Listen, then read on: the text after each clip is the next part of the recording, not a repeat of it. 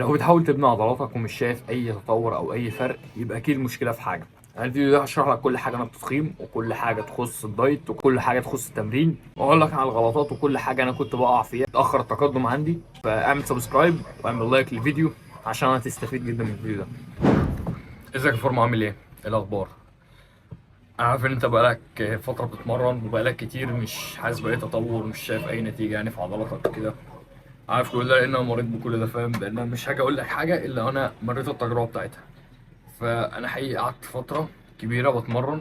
في بدايتي ما كنتش عارف، مش عارف اتمرن، وما كنتش عارف ازيد، ما كنتش فاهم اي حاجه في التغذيه ولا في اي حاجه. اي فيديو ان شاء الله احكي لك كل حاجه عن التضخيم وكل حاجه حرفيا عن الدايت. فهنبدا اول حاجه بالدايت، او النظام الغذائي عموما، او التغذيه. حرفيا دي اهم حاجه في الموضوع كله، هي دي الخلاصه حرفيا، هي دي اللي هتخليك تزيد. فاول حاجه انت لازم تحسب سعرات اكلك. انت مش هتزيد ولا هتحس باي تطور الا لو انت بتحسب اكلك. انت حرفيا مش هتحس باي حاجه لو انت مش بتحسب اكلك، او مش شايف الاكل المناسب ليك.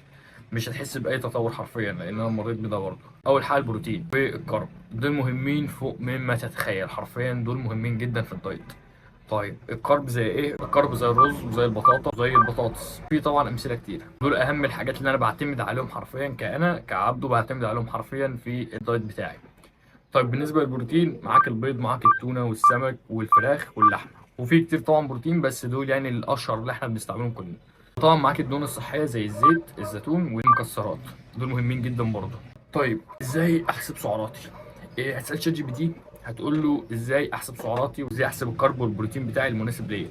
اول حاجه انت بعد ما تساله هيديك النسب بتاعتك ونسبه السعرات بتاعتك. هيديك مثلا السعرات، مثلا وليكن اداك 3000 سعره او 3500 سعره، على حسب بقى الوزن بتاعك والطول بتاعك والنشاط بتاع يومك. وليكن مثلا هو اداك 3500 سعره، مثلا انت هتزود عليهم 500 سعره عشان احنا بنضخم.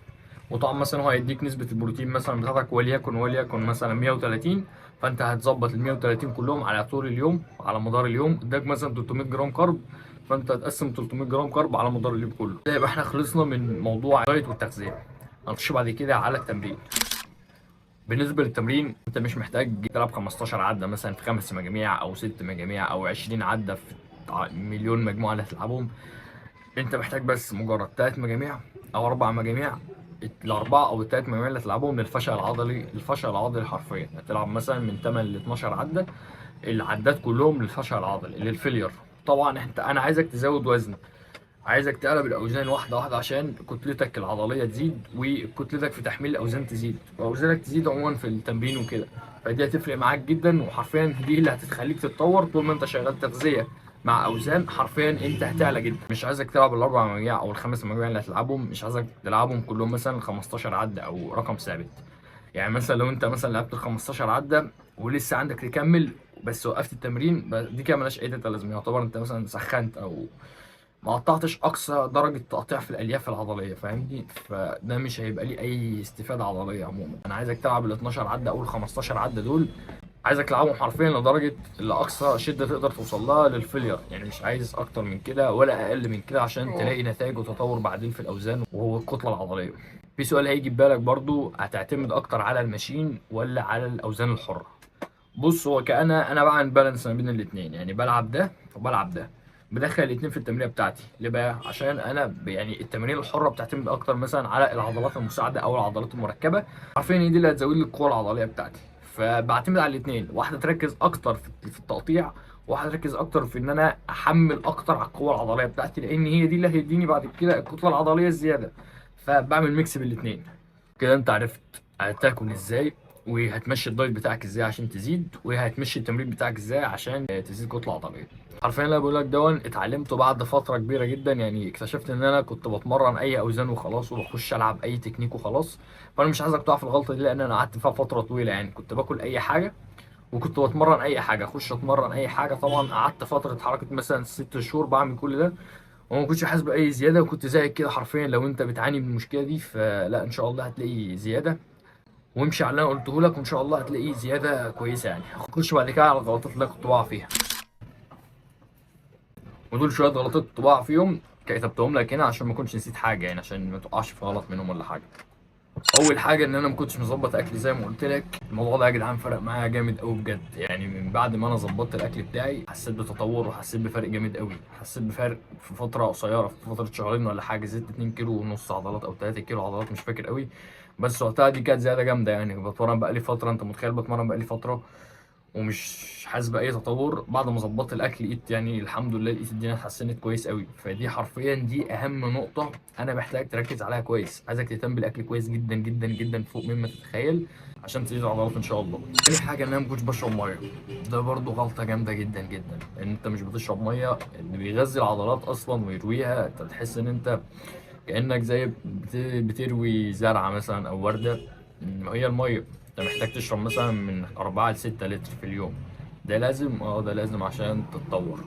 العضلات مهمة جدا. ما ينفعش جسمك يحس بجفاف وانت في فترة التضخيم. لازم جسمك على طول شغال مية، على طول بتشرب مية. وتالت حاجة ان انا ما كنتش بنام كويس. ما كنتش بنام.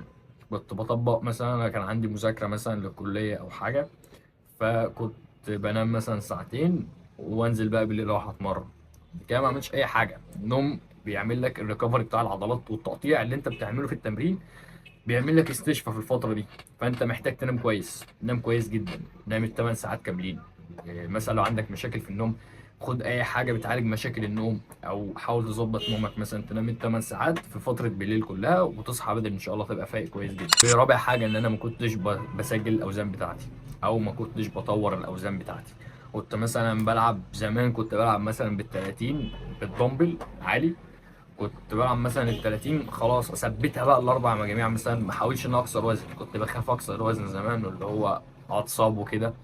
بس لا، يعني بعد ما كسرت الاوزان وبعد ما بدات تظبط الدنيا دي كلها لقيت الحمد لله يعني الدنيا بدات تزيد والاوزان بدات تزيد. وان انا كان لازم بس اكسر حاجز الخوف اللي جوايا دون، وبعد كده هزيد ان شاء الله. انت اول ما تكسر حاجز الخوف بتاع الاوزان دون هتحس ان انت دايركت بقيت وحش كده وعمال تعلي تعلي تعلي في الاوزان. وهتعلي جامد ان شاء الله وهتظبط اكلك والدنيا هتبقى كويسه معاك. يعني ما تقلقش خالص. بس عايزك تمشي على اللي قلته لك، لان دي غلطات انا وقعت فيها شخصيا. قعدت فتره وقعدت بعد خبره عشان اتعلمها. فانا عايزك تستفيد اهو، المعلومات ببلاش يعني فاهمني. فعايزك تتحسن ان شاء الله، لان انا كنت زيك في يوم من الايام وعارف الشعور بتاعك وعارف ان انت بتتمرن وبتروح وبتيجي بتعمل مجهود جامد بس مش حاسس باي فرق. فيعتبر ده كان دليل شامل انا لميتهولك. يا رب تكون استفدت بالمعلومات بتاعتي. هلخص لك كل اللي انا قلته دون. اول حاجه تظبط الاكل، تظبط الاكل كويس جدا جدا جدا. تاني حاجه التمرين زي ما قلت لك، تلعب للفشل العضلي. ومش لازم ان انت تكتر في المجاميع، عايزك تكتر بس في الاوزان، تعلي في الاوزان. والمجاميع تكون مناسبه كويسه جدا والعدات مناسبه للاوزان بتاعتك. تالت حاجه بعد كده النوم. النوم تنام ال8 ساعات، تشرب الميه بتاعتك. وخامس حاجه ان انت تعمل لي اشتراك في القناه عشان تتابعني وعشان تتابع المعلومات اللي هقولها بعد كده. وبس اتمنى ان انا اشوفك على خير دايما. ولو احتجت اي حاجه اكتبها لي في الكومنتات او ابعت لي على الانستا هرد عليك. لو عايز مثلا اي مشكله في الدايت، اي مشكله صحيه، اي حاجه هساعدك يعني ما تقلقش. عايزك دايما مبسوط ومستمتع باللي انت بتعمله. مع الصبر ان شاء الله كل حاجه بتيجي يعني ما تقلقش.